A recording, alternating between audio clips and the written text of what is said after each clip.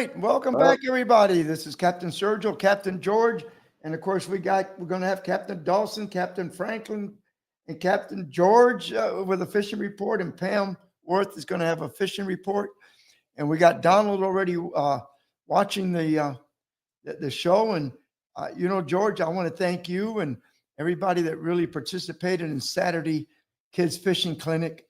I think it was the best one we've done. Uh, it worked really smooth. yes. I mean, we can't complain. And the kids had a great time. They all walked away with a nice rod and reel, the tackle with a little bucket, tackle tray with, they had Four Horsemen baits on it. They had the saltwater assassin Assassins. on Yep. there. Yeah, I mean, they got hooks from Lee Fisher. They had sinkers. They were ready to go. And the And- shrimp was donated thanks to Gandy Bait and Tackle. Right. So we had them covered. I mean, we did really good. And And Bass Pro helped out. That was a good one Bass too. Pro helped out. And, we got to say thanks to Michael Haynes and Captain Alice Trotman, too. They were talking about scalloping around Crystal River. They actually bought a whole bucket full of scallop that. shells. Because, you can talk about scallops and show them pictures, but it's nice when the kid can actually hold something, and say, "Wow, look, this is what a scallop Right. shell is like." Yeah. Right. And then Yeah, you had Donald. You had Donald talking about the kayak fishing. he did a fantastic job. We had the Coast Guard Auxiliary there. We actually had the Lake Michigan Credit Union Bank there giving out crackers and all kind of trinkets to the kids, just Right. To say thank you. And I mean, and Donald really did a good job on the kayaking part. So we already Yeah. have the date set. It's the Yep. same date. It just happens to fall the same way. June 6th next year. That's Right. a Saturday. Uh, we're going to have another great one. This time the city has asked me, see if we can bring it up a notch to about 140 kids next year. Right. So We we got had 100, Larry. 114 there this year. Right. 114. Right. Yeah. And So that was much better. Less cancellations than the first one. yeah, yeah. But still, I had some when I got through with the whole thing. I had my phone on do not disturb so I could concentrate. I had some people calling me at quarter to 10, 10:15. How do I get there? I said, well, man, if you ain't here by quarter to 10, 10:15, Might as well why are you forget it. worrying about getting here? Yeah. This thing started at 9 o'clock. Right. Right. No, you should have been here quarter to 9. I mean, we had people there at Oh, yeah. 8:30 with their kids already. They were ready to go. And then let's not forget anybody because we had Larry Fritsch. He did about the lures, And then you were doing knot tying. and then we had John Rivers. John Rivers was doing the casting for the kids, and then We next had to the- me, was Chris. Yeah, Chris Pervat. Yes, yes. Yeah, he was doing stuff on live baits, and then we had the Tampa Fire Rescue Boat was there. Right. The police department was there. We had Oh, a yeah. bunch of officers helping us. Yeah. It was very nice to have that extra help. Oh Now, yeah. who was was it the offer? Who was the tent that brought their own tent? Oh, you Um, mean LMC? The one that was kind of across from me. Like if I look straight out from my tent, a little bit to the right. There was a Tampa Police Department tent. Maybe it was that one. Maybe it was that one. It had two fans going, and they seen that. brought some coolers and stuff so people could sit Generators. under their tent. But I mean, we had a tent for everybody. We Oh, yeah. had 9 tents set up plus the police department. Right. So we keep right. growing every year. And now that we know definitely for next year, we're going to start working on, getting more people that can actually interact with the kids and give them, teach them a little more. Right. And I'll tell you what I'm finding, and the same thing for every year we've done this, I'm finding that by getting the kids, it's almost like using the kids as an excuse. It's actually getting the parents involved with the kids because I'm finding that the parents are asking just as many questions as the kids are. And the whole thing is, we got to get the parents to bring the kids. Exactly. These are little kids. They don't drive. They don't have, Right. they ain't going to ride their bike. But the parents are showing the interest, so that's what's going to help get those kids out there fishing. If the parents are interested. And that's why we give them the rod and the reels and the Right. tackle to get them started, because some families can't afford it. Right. So we don't want the kids not to be able to fish because the parents can't afford to buy them a rod and reel Right. now. So That and also if they have it, it's more apt to get used rather than, hey, we got to go buy this stuff. They have it already. yeah, You know. it's there. I mean, it's a starter kit with a Right. decent rod and reel, so it gets them going. And what was nice is we had the different sizes. Yep. It wasn't just one size rod. You had what you needed to fit whichever size kid you had. Yeah, you know, over the last couple of years, a lot of people were making the suggestion that, hey, you ought to get some spin casters for the little guys, and that's what we Right. did. But Right. we didn't get the junky, the No, little Disneyland. they were good I mean, size. these were good. I mean, there were $60 spin casters from Bass That's Pro pro. Shop, Right. but we figured, okay, we got on spin caster, but something that's going to hold up for a while. Right. You know, Yeah, it wasn't the Disney one. that $29.99 Walmart Yeah. Disney, Yeah. spin caster. So, what can I tell you? And Right. actually, the weather held up real nice, except when first thing in the morning, the mosquitoes were out. Oh, they were bad.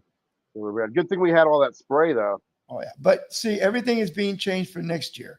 Already, the guys at the police department and the parks department, we all got together.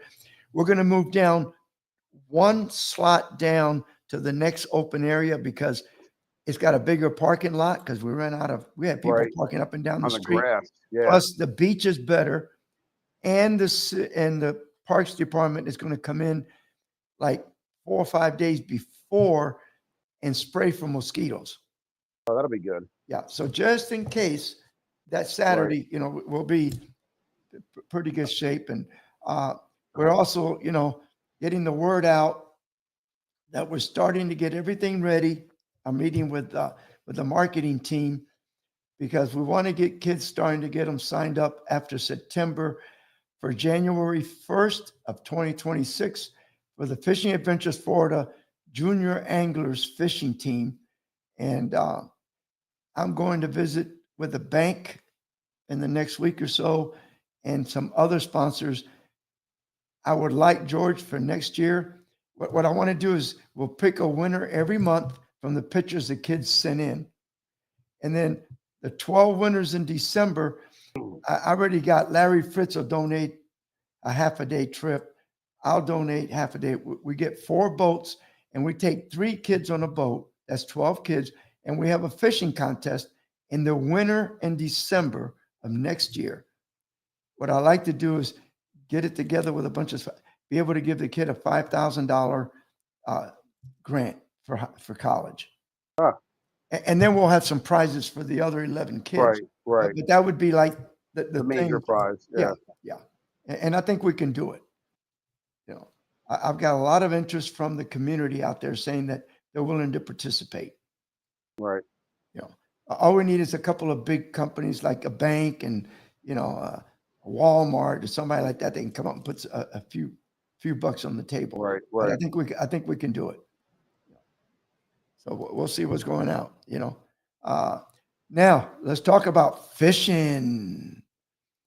I don't see a lot of pictures on Facebook. I don't know. There's a lot of people going out. I mean, there's a lot of I don't see, it depends on where you're fishing. I don't see a lot of real big redfish, which we should be seeing that right now. I'm not seeing too much of that right now, but I'm seeing it. We got into the redfish yesterday, and we caught about 5 or 6. I mean, you're not catching 30 and 40 like we used to, that's for sure. But well, let me put it this way: 5 or 6 is a lot more than 6-8 months ago. oh yeah. And then I tell you what's really made the bounce back is the trout. I mean, for a while there, you couldn't buy a trout. A couple of years ago, it was hard to find a trout. Now it's starting to get back to where it used to be for the captains. The trout was the fallback. If you were Right. having a bad day on the flats with snook or redfish, you'd go to any good lush grass flat and catch some trout. And then for a while there, it wasn't like that. there was no trout around. Now it's getting back to um, almost every decent grass flat is holding trout. You might Some get big areas, trout too. yeah, you might get some areas where you get the juveniles and you'll just be catching one after another of the juveniles, which is still fine. It's good to see. That means they're coming back. But then you'll get some areas where they're 18 to 23-inch trout, nice size ones, and they're fat and they put up a nice fight, and it's just good to see that that's coming back. Snook, snook still need to come back more. They're not as good as they used to be. There's areas that are holding nice pods of snook, but they should be in all the snooky areas, and they're not in numbers at least. But they haven't been biting the last year like they were the previous 4 years. I mean, a lot of the places we could go in and guaranteed 20, 30 snook in the morning. Those Yeah, days, I haven't seen much of that at nah. all this Uh, year. You'll see la- 3 or 4. yeah, yeah. Last week I had a trip that the guy wanted to catch a snook. He never caught one before. Once we started talking on the trip, and he said he never caught one, I said, "Well, then we're going to change gears here, and for the next 3 hours, we're just going to target snook then." And boy, it almost reminded me of the old days. We caught 15 snook that day, and he probably missed 5 or 6. But then, like a day or two later, I went to the same areas, and it was a struggle to get 5 of them. So that's but at least I'm seeing more redfish than I have in the last couple of Yes, years being caught. definitely, And a definitely. lot more trout, which is nice because, like you say, trout is always a good fallback Oh yeah, when oh yeah, everything else is slow. But now the other thing is, I've been talking to a lot of the guides out there. Mackerel is slow. I mean, that tournament that we had Friday, right. very few mackerel were caught, and they were in the tournament. Yeah, I we lost 3 mackerel. We got one to the boat because I put a wire leader on because I was tired of them losing it. Because the mackerel they might not be here in quantity, but they're here in size. The mackerel are running bigger. You know, I'm getting. We caught a mackerel up to 30 inches last week.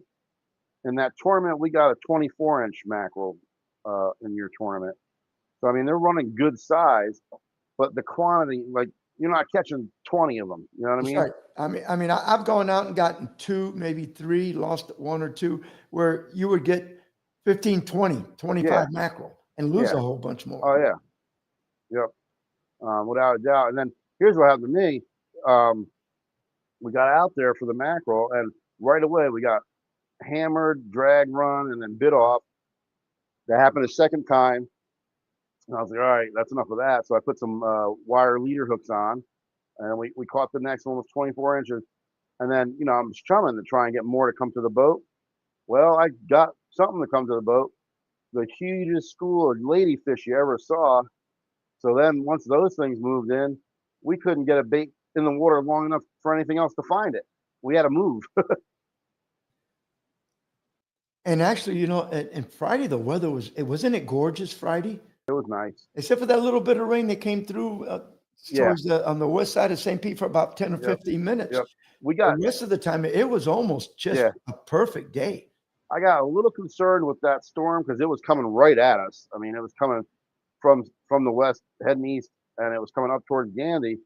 And I was getting ready to run south to go under the storm and let it pass me by. And we started to get drizzled on a little bit, and I was watching the radar, and it started fizzling out. We didn't have to move. We ended up, it fizzled out, and we went right into Wheaton Island and fished. So it worked out pretty good. I mean, everybody went all over the place, and I, it was really a lot of people caught fish on Friday, which was really everybody was very happy with Oh all the yeah, captains. All the clients were very happy. yeah. I think all you guys did an excellent job. I really appreciate it because that's how I get to keep the He, business. If right, if, if the captains do a good job, he, I wish I could fish that day, but somebody's got to be there in right. case something happens, and I always have a backup boat. And even, you know, the tides were not that great that day. They moved for a couple hours and then it really slowed down. But the fish were cooperating. I mean, it wasn't like biting the bottom of the boat out, but it was consistent. And we were able to get all 6 species on the list that day, and we just fell short on the inches for winning. But they were happy because they were like, we got all 6, so they were happy as could be about that.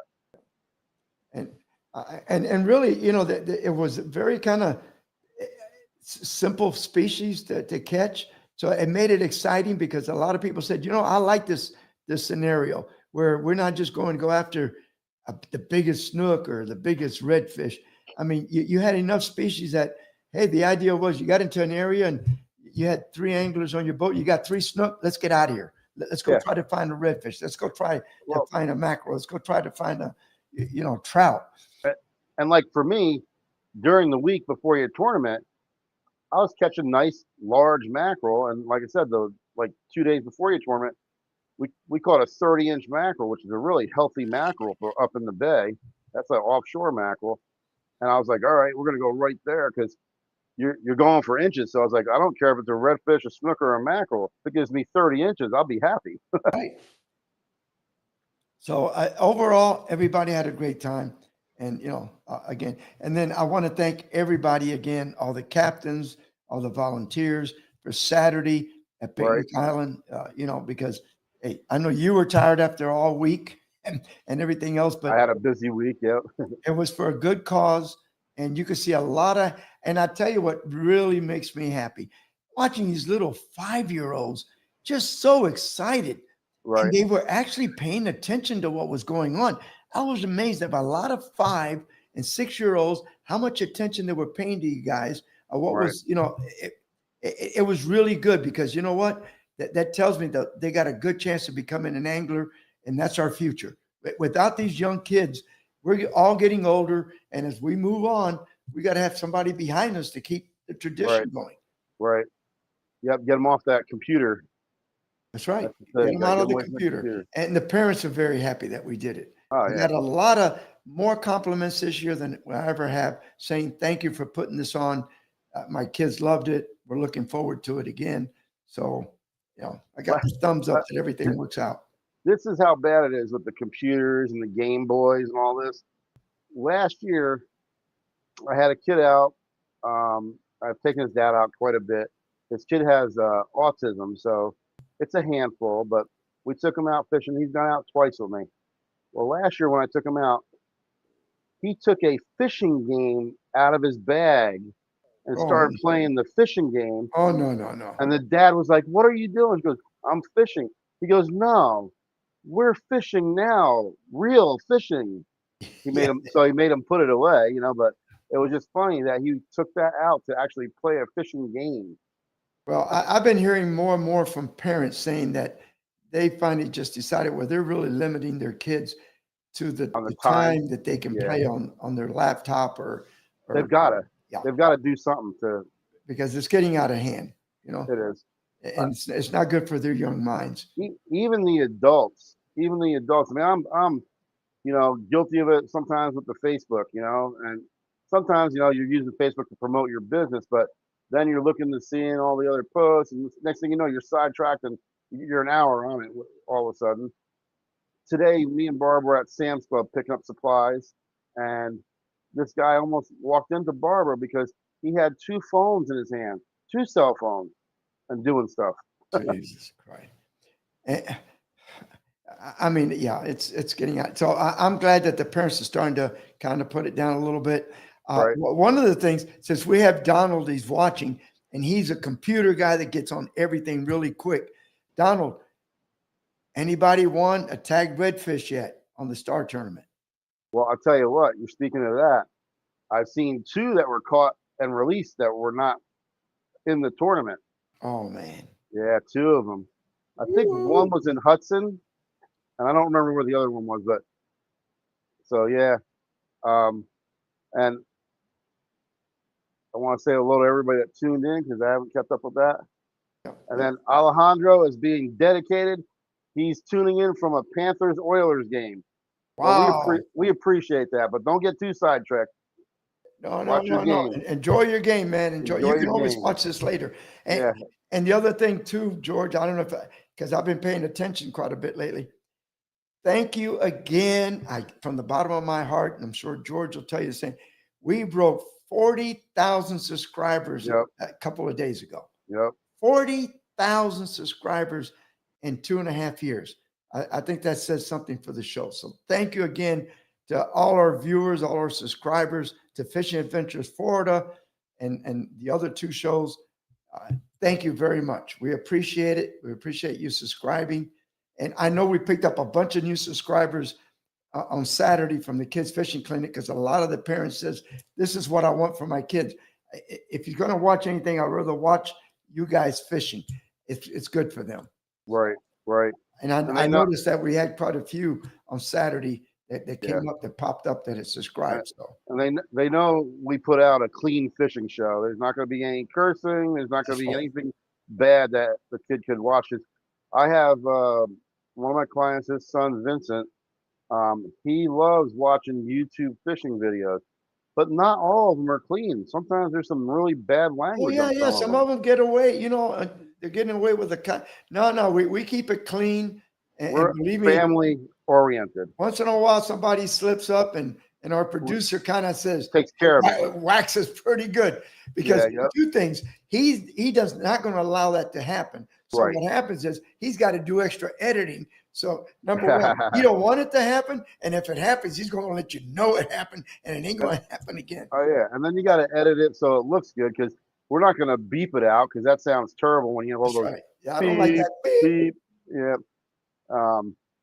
And Jim Pace is on. Now, Jim was telling me, I tried to do a show with Jim a while back, and we went out and spent a whole day in the Beaver Tail, and it just, nobody caught anything that day. It was, 3 months ago, Jim, something like that. But now he says there's some action again. So I'm going to reschedule with Jim and go out of Hudson again, probably. Right. But boy, I tell you what, it's got to be real early in the morning, because it is hot. so hot. Ken Burke just tuned in. Hello, Ken. Hey, and Jessica. Linda's probably right behind him. Now I got to make a comment on this. Manuel says, Dick's Sporting Goods, every once in a while, they put Daiwa rod and reel combos for about $30. He says he buys them and donates them to Cancer Kids. That's very nice of you. Thank you very much for doing that. That's awesome. Yeah, that's Donald says he's going out again Saturday out of Mobley Bayou. God, I haven't been up to Mobley in a while. That used to be Redfish. A red hot spot for me years ago. Redfish Haven, that used to be. Oh, Mobley Bay was fantastic, man. Yeah. Yeah. Especially when that power plant too. Yeah. So I used to love that spot when the old power plant was there. Let me tell you, come December and January, some of the biggest trout and pompano I caught out of there. Jessica says her boat's all done, looking for charters now. Soon we can do some filming. All right. Well, we might have to drag it. We might have to drag her down here and do some tournaments. Yeah. Yeah. So what was she doing to her boats? Just getting it together. Oh, getting it all ready for charters? New charter boat, yep. All right. Good. So congratulations. Congratulations, girl. That's what we like. We like more lady anglers, women anglers. Yeah, I wouldn't worry too much. Your name is out there pretty good, especially up in your area. I'm sure the other captains are going to feed you some work, get you going. Most of the captains are pretty nice out here. Once in a while you get that old stinker, but most of them are. They're willing to help you.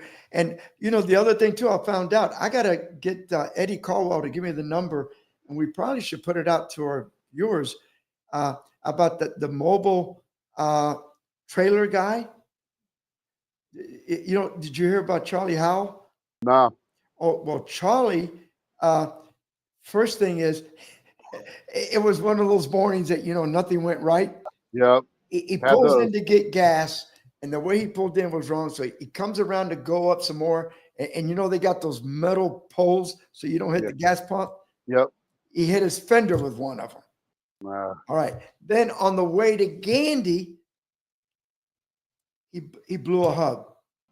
Okay. So he had to take the tire off.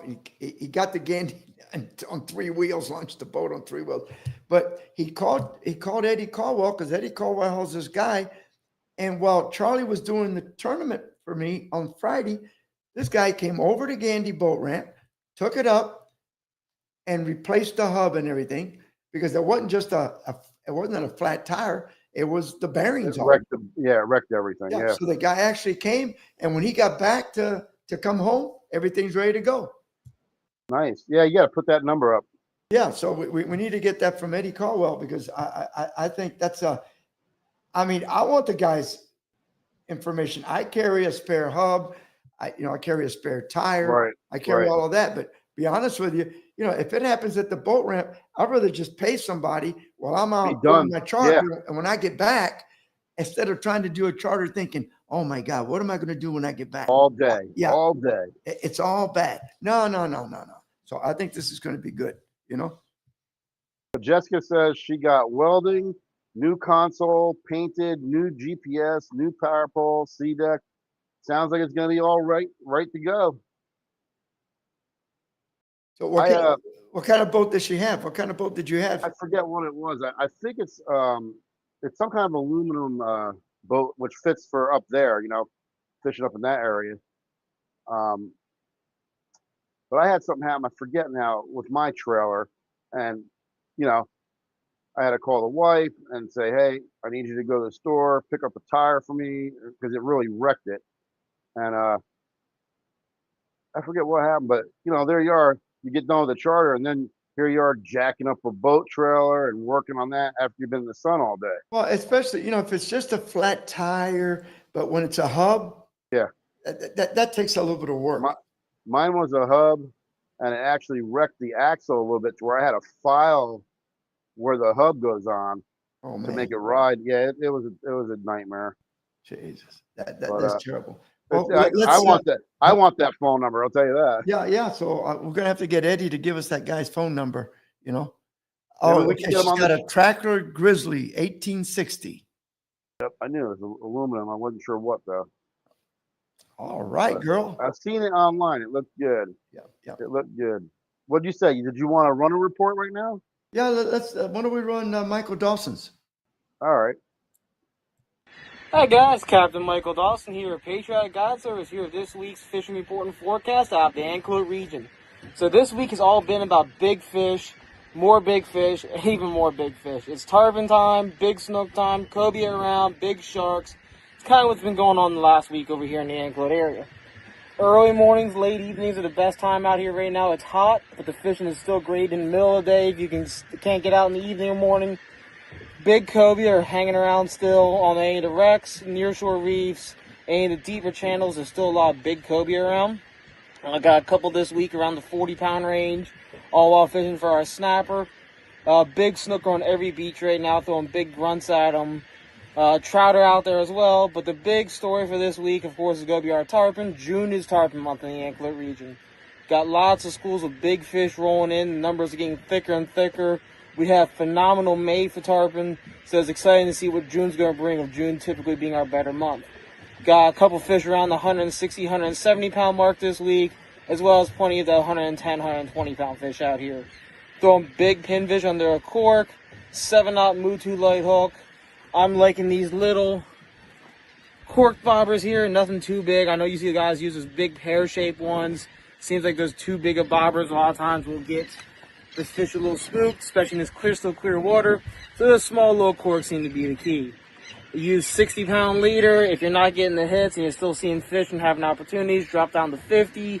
But it seems to be key. There's been a lot of big sharks around this year, though.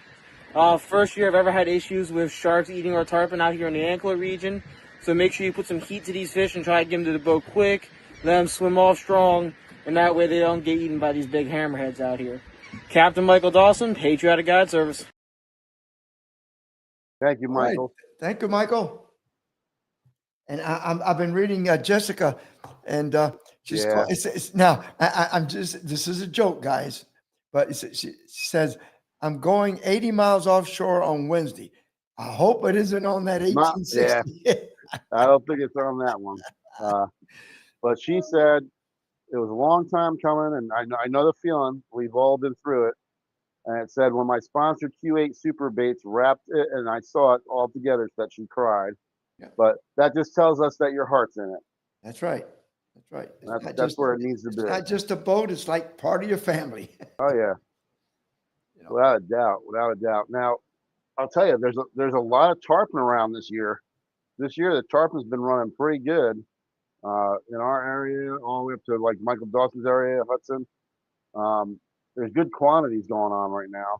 You hear And a lot of people, they're jumping, smaller tarpon. In fact, Friday, a couple of the boats jumped some tarpon. oh yeah, I don't doubt it because we were fishing flat off of St. Pete where it's trout, mackerel, and sometimes cobia, and we got blasted by a 110-pound tarpon.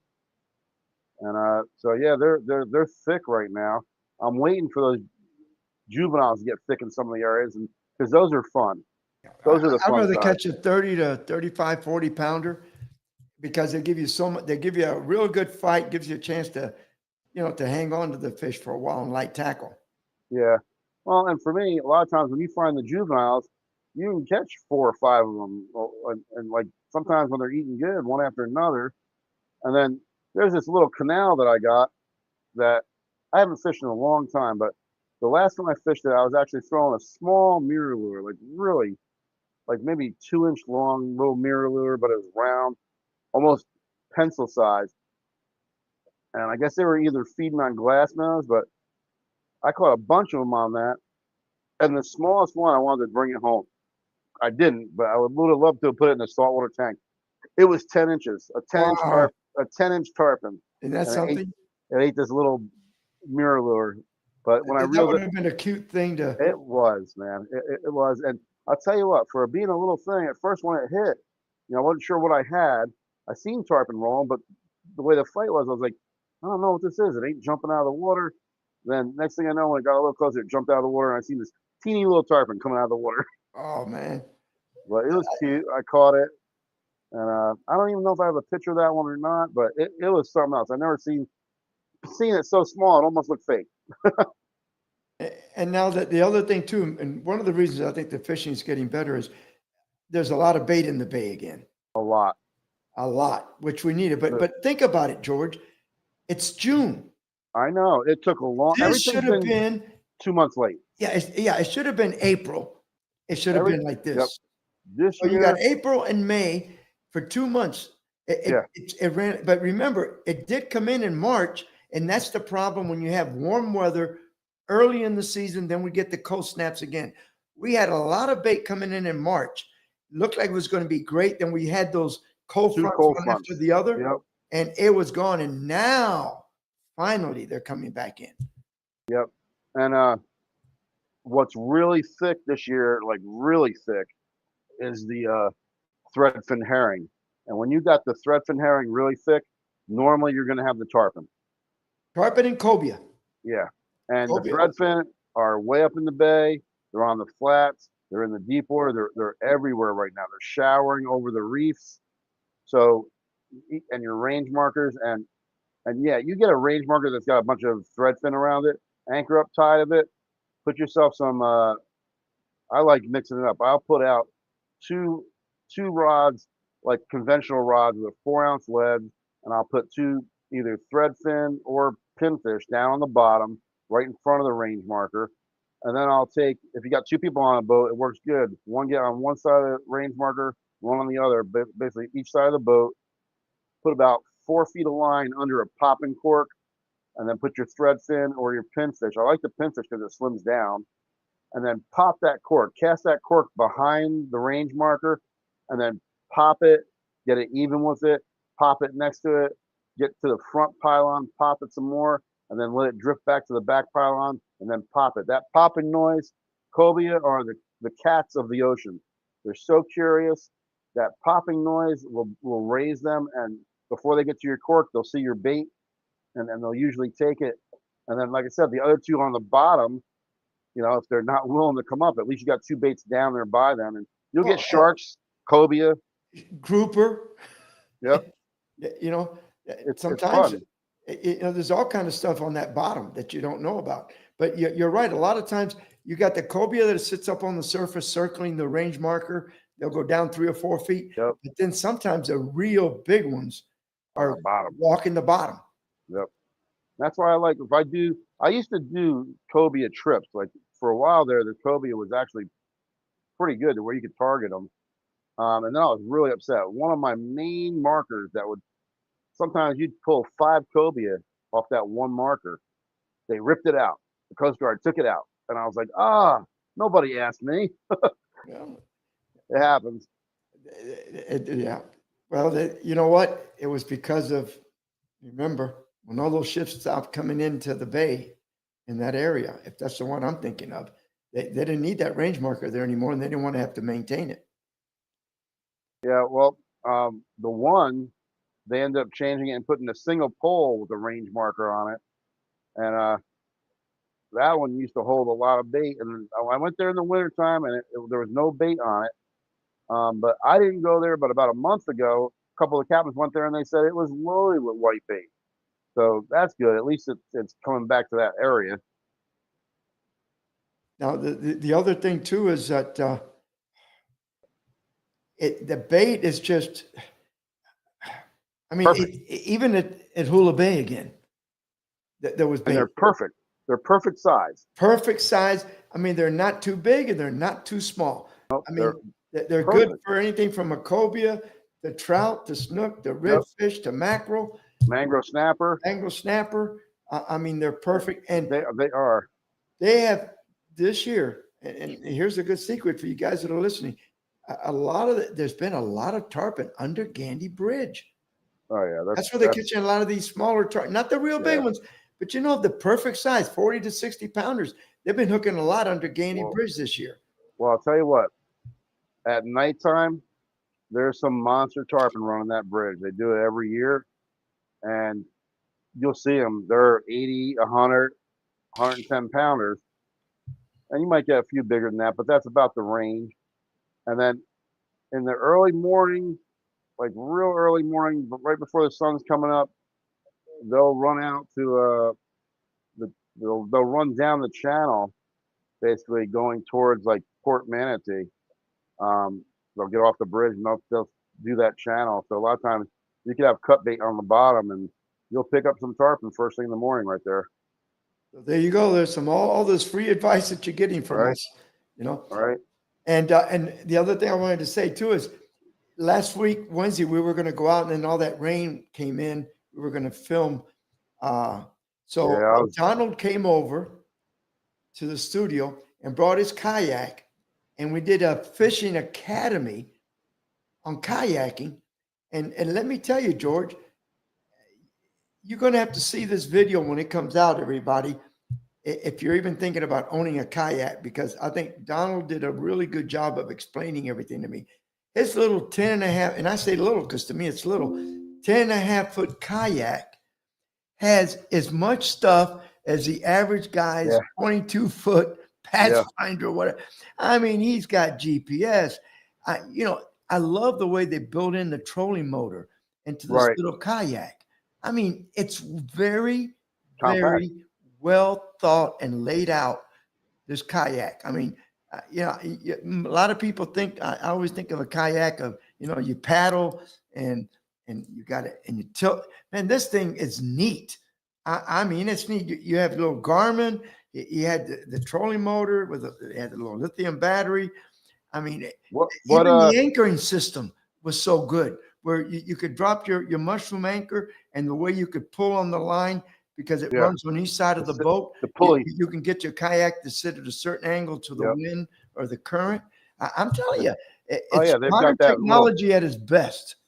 Yeah, they've got that little pulley system, so you can move the anchor around. Donald, what kind of kayak is it? Yeah, He says awesome kayak. What brand of kayak? What brand is it, Donald?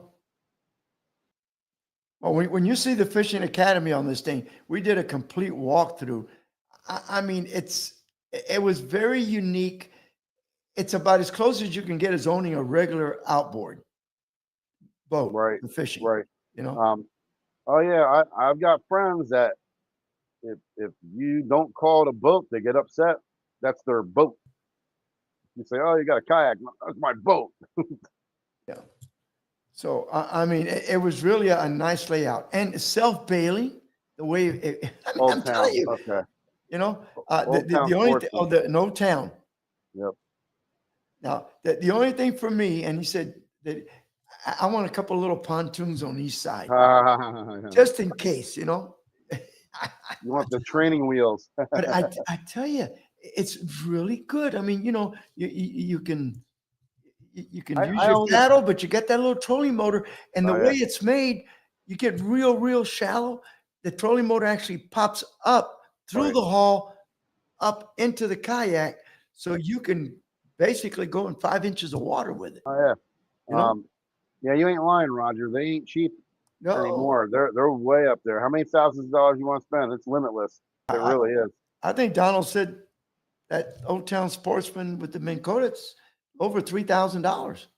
And that's actually cheap in the kayak world And that now. doesn't include electronics and stuff like Yeah, yeah. that. I had a kayak for, I don't know, maybe about 5 years, and I enjoyed it. The only thing that would stink is if you paddle out to a place you caught fish the week before and they weren't there. At least with a boat, you can start up and you can move 2 or 3 miles and real quick. Nah, but with the trolling motor though, That's what is nice. good about it is you can paddle once in a while. Then when you get a little tired, you can use the trolling motor for a while. Well, and a lot of them have the foot pedals now. So you can do it with your feet, and it has the little paddles underneath the kayak, and they fold up flat. So if you get into shallow water, you can just use a regular paddle after that. And that's what this one does. He showed me, and you'll see it when the video comes out. That the way the trolling motor is in front of you, it actually, the whole thing kind of pops up in the air, so it's completely I've seen those. inside the kayak. So if Yeah. the kayak can float in 5 inches of water, you can go in 5 inches of water. Yeah, I've seen that.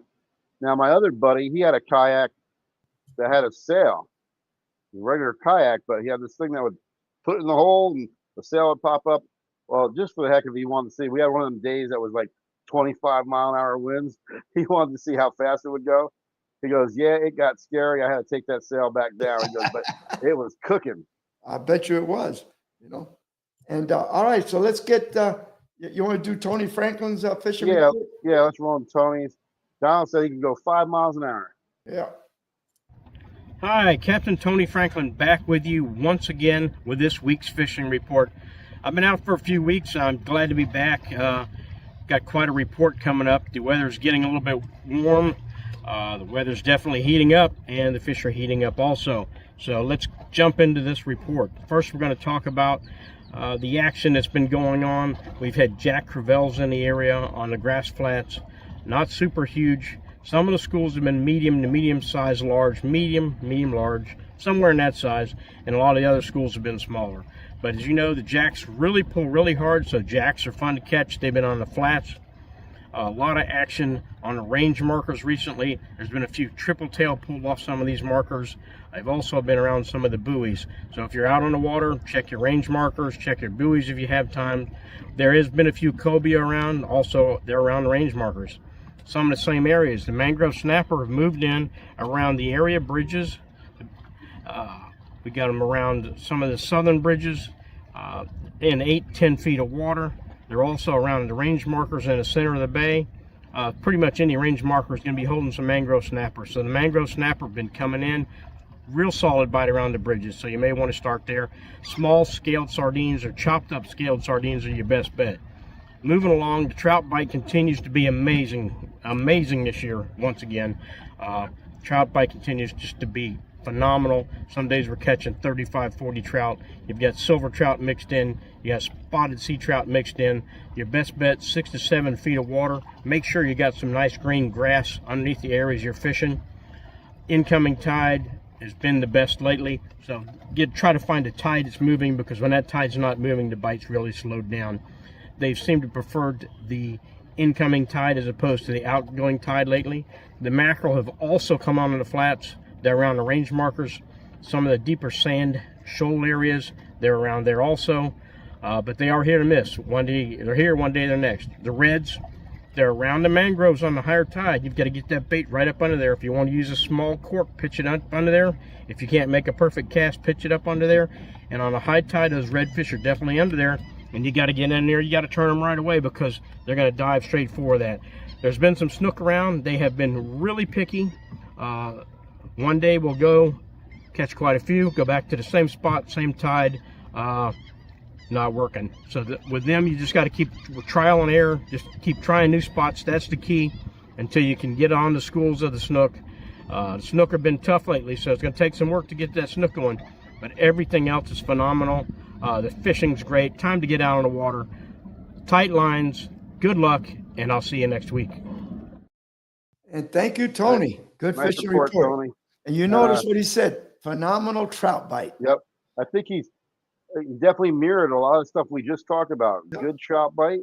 I talked about the snook being great one day. You go back to the same area the next day, and it's, you're struggling to get 5 of them. And about a week and a half ago, George, I'm telling you, I was in 4 feet of water, and I must have had 30 to 40 snook swimming underneath my boat. And I mean, a bunch of big females, and then the smaller males, but these females were all, I mean, in their 30s, close to 40 inches. Right. And they stayed under my boat for like 25, 30 minutes. It wasn't like they just swam by. Yeah. And I put cut bait. We put everything. And they would even, you could drop it because we're in 4 feet of water. They were right underneath the boat. You drop it straight down and you could see them swim around your line, around the bait. Now, let me ask you this, because when you have them doing that, did you try dropping any pieces down just without a hook in it? Just drop pieces down to see if they'd eat them? No, I didn't. But next time try that just to not see. A lot. But I mean, I put cut bait. I put the live bait. I got some bait and I cut the tail off. I got some bait and I popped an eye out. I mean, I tried everything to make the. And I think I was talking to another captain. He had the same. He said, "You know what, Sergio? They're probably right in the middle of spawning, and those boys who just want to chase the girls, and the girls just want to, get it over and done with." But a lot of times when I get in a situation like that where you've tried everything and all this, then I'll just take some baits and rip them in half and just drop it down by them just to see if they eat it. If they do eat it, then it's either they're seeing your line or your hook and they're just really smart and they don't want to mess up, It stinks because when they're that big, I mean, you're not going to get them. You can't drop down to a 10-pound leader and think you're going to land it. This ain't going to happen. Yeah, you're absolutely right. You want to run Pam's? Yeah, let's get Pam because we'll save you for last. That's going to hook you up. Those hooks do not let go of fish. So if you have any questions, holler at me. Lastly, though, I do want you to turn around and check your equipment. I've got a long road ahead of me, headed back to Louisiana this weekend, and went and double-checked my trailer. Found a hole in the tire. Had to get those fixed right away. These are fairly new tires, so it surprised me that I had such a worn spot on there. So get out there, check them, and finally get your CCA entries in. Tight lines on the water? Feel free to contact me.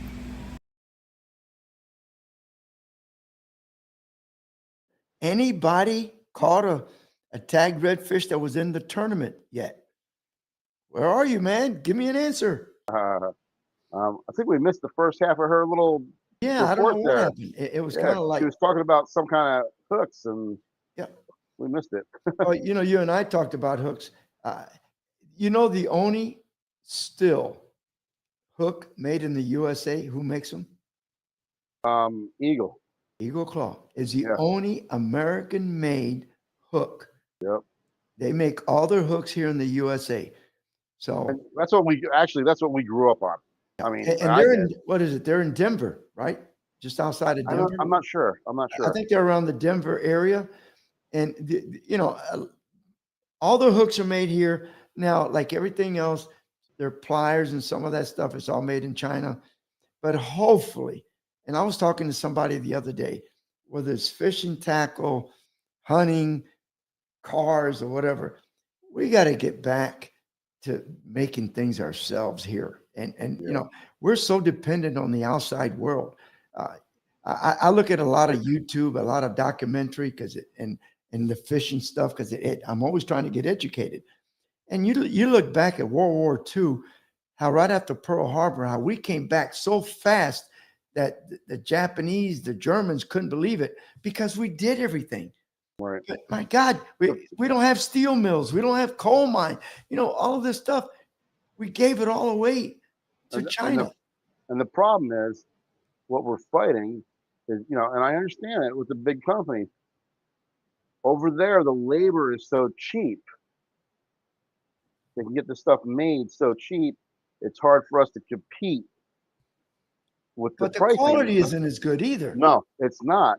I know a guy that used to own a company, and they used to make molds for all kinds of different stuff, anything from medical to a salt shaker. Okay, but they made molds for plastics, and what was happening is they would get overbooked to where they couldn't make all these molds, let's say, on time for everybody. So they would ship some out to have another company make them. Well, at one time they got an offer from China that was like really enticing. So they sent them some molds to be made in China. They got them made super cheap. Here's what happened. By the time they got the molds back here, they were already molding the product with the copies they made. Yeah. Okay, so they're already making the product, and there's nothing you can do about copy infringement. They're in another world over there. Yeah. And then the stuff they received all had to be reworked because it wasn't good enough. So there it is. When I used to go to China to do buying, you had to be very specific. If I wanted a wheelbarrow, I had to exactly, because they will quote you a price. Wow, that's a very good price. But man, when you got the wheelbarrow, it could be half as thick as the Right. standard wheelbarrow that you were thinking you were going to get. So, Right. Just before I retired, I spent 3 weeks in China doing buying. And I can tell you, man, you had to be very specific, Careful. Yeah. how thick, the gauge, if it was some metal involved or whatever, because, it's just something. Well, I'll tell you what, every single mold they got back from them, they basically had to put enough time into them to make it good that it cost them the same amount of money. Yeah. So the thing is, I hope that slowly we get back into being able to do and put our people to work. Oh yeah. I mean, you look at the steel mills, all these towns have gone under, have, just become nothing because, hey, That was their work. That was their job. But we better get you on now. I think it's All time right, to let's get go. Captain George's fishing report. Let's roll that Captain George. All right.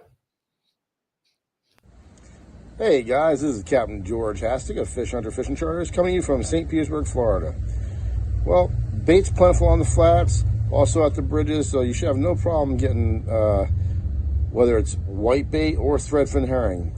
Plenty of those in the bay right now, all over the place, really. Your threadfin herring will work great for cut bait. Chunks of those thrown under the mangroves or near the mangroves or your oyster mounds. That will definitely pick off snook and redfish. Your live white baits or scaled sardines, depending on what you like to call them, or even live threadfin. They will work wonders for you for snook and redfish. The redfish, there's a little more of those showing up lately. Ever since we started getting some rain, cooled the water off a little bit, and usually that kind of sparks off a little more redfish action. The snook are tucking way under, deep under the mangroves. It might take you a little bit of chumming to get them to come out. They are being active though. As long as that water is moving, those snook will feed. Look for your trout right now, anywhere from like 5 to 7 feet of water. I'm throwing white bait at them and also the sea shad. I've been throwing the chicken on a chain, and then the opening night with a chartreuse tail is also working for me. So those two colors in the sea shad and the 4-inch sea shad are working well for me. The bite on the snook right now has been a little bit finicky. And what I mean by that is on your live baits, when they hit you, you need to let them take it for a little bit longer than normal before you start trying to set the hook on them, because they will spit it. Unless you get the nice hit, like today we had a larger snook, and it just hit it, blasted, and started running with it. And those are the kind of hits you like. Those work really well. You don't have to worry too much about, setting the hook and how you do it. The redfish, I'm getting them on both. I'm getting them on live scaled sardines, and I'm also getting them on ripped in half scaled sardines. So mix it up a little bit, throw some cut ones out there, get some scent built up in the area you're fishing, and that'll really bring some of the redfish in there. And you know, a lot of the larger snook too, they like eating that cut bait. They're lazy a lot of times.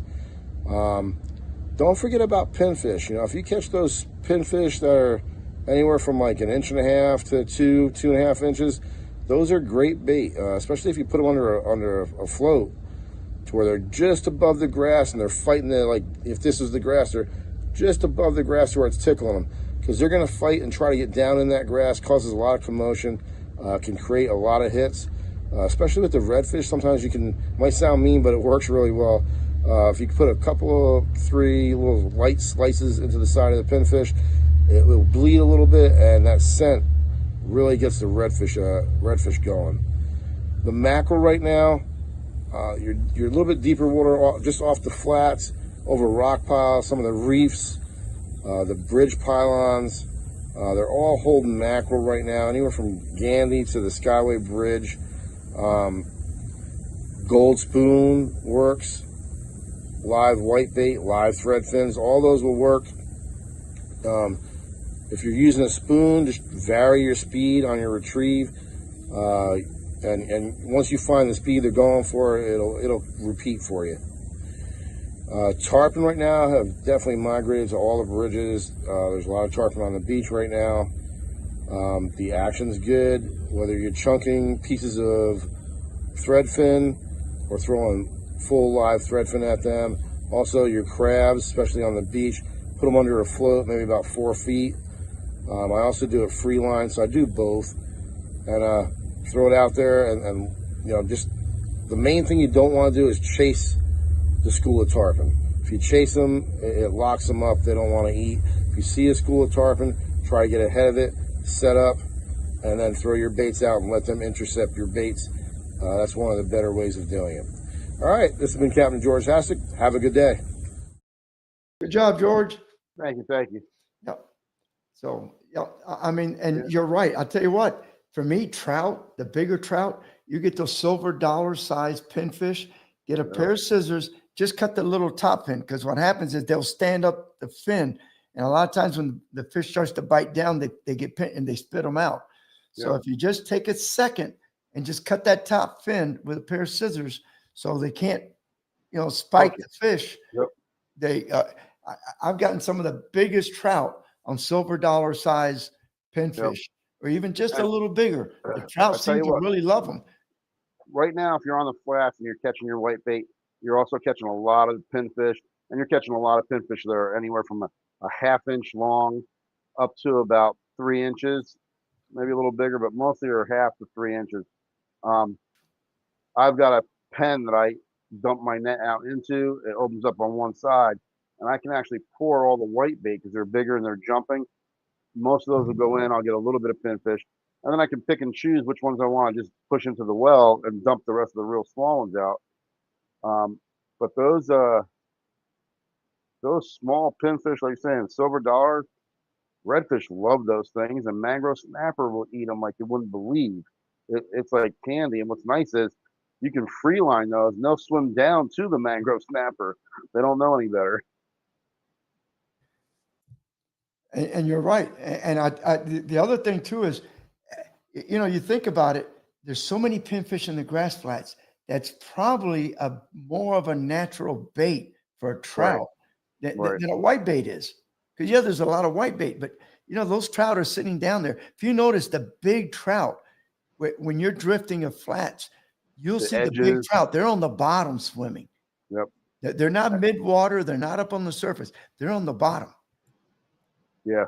And like I said, if you're going to free line a pinfish, you know, you can hook it right in front of the dorsal fin, and that'll let them swim down. And then every once in a while, you want to pick your rod tip up to pull that pinfish out of the grass so that the predator fish can see it. And just like when I work a lure, you're doing the same thing with a live pinfish. If this is the grass he's hiding in, when you pull him up a couple of feet, he's going to swim down real fast. And then if you keep doing that, that action right there will entice a strike, because basically the predator fish knows I've got seconds to hit that bait before it gets down in the grass to where I can't see it no more. And Roger Burr says, yep, you know, it's It's a way to go. Well, hey, think about it. Look what Mirror did. You know, when they came out with their skin series, Oh yeah, that what was they great. do? They try to mimic a pinfish. Yep. Why? You know, everybody's, yeah. oh, you know, the scale, the white, the colors, but somebody told them, hey guys, We need a try something that pinfish. looks like a pinfish. I'll tell you what, now that I know we're at the time now, but you just made me think of this. The last few days out on the water, I say the last week actually, that I've been out on the water, I have seen more finger mullet, which I haven't seen that many. I'm seeing more this year than I've ever seen, and they're running about 4 to 5 inches long. So Mirror Lure puts out the finger mullet in the skin series, and that lure, I'm telling you, this year, I guarantee if you use that, you're going to catch a lot of fish, especially redfish with it, because I'm seeing schools of finger mullet. I was fishing a flat with a client, and we were having snook come up and blast at the schools of finger mullet, and then all we were doing was casting where that was happening with our live white baits, and it was working. But I seen at least where we were anchored, we had 6 different pods, we'll call them, of finger mullet come through with at least 50 to 200 in a pod. And I haven't seen that in a while. Rich. And we're out of time. We are. But Thank you, again, everybody. thank you, everybody. Right? Appreciate you tuning in and helping support Fishing Adventures Florida. Right. Let's go for 41,000 next. Yes. God bless everybody. All right. Thank you. Have a good night, everybody. Take care.